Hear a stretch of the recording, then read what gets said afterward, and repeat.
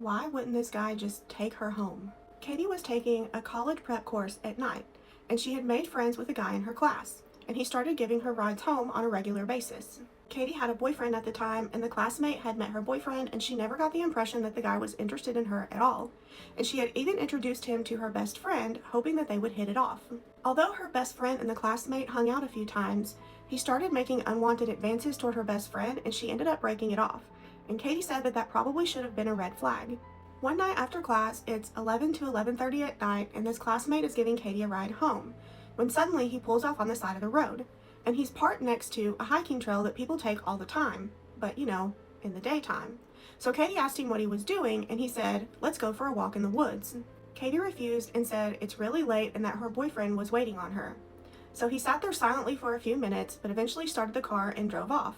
But a few miles down the road, he pulled into an empty grocery store parking lot. He gets out of the car and makes a phone call, and Katie's sitting there alone. And she said that she realizes that maybe she should have gotten out of the car, but all the businesses nearby are closed. There's no one around, and she felt like there was nowhere that she could go for help. So instead, she texted her best friend, told her exactly what was going on, and said to call the police if she didn't hear from her in 30 minutes.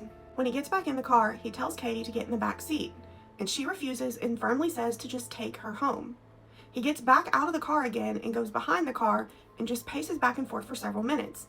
And Katie's just sitting there waiting and hoping that he'll get in the car and just take her home. He eventually gets back in the car and drives her home without incident. And once she's safely inside her house, she tells him that she will find another ride home from school, not to talk to her again, and ended the friendship on the spot. She said that he later tried to apologize, but Katie refused to speak to him, and she still feels like she narrowly escaped something really dangerous. What do you think he was going to do? Follow for more scary stories.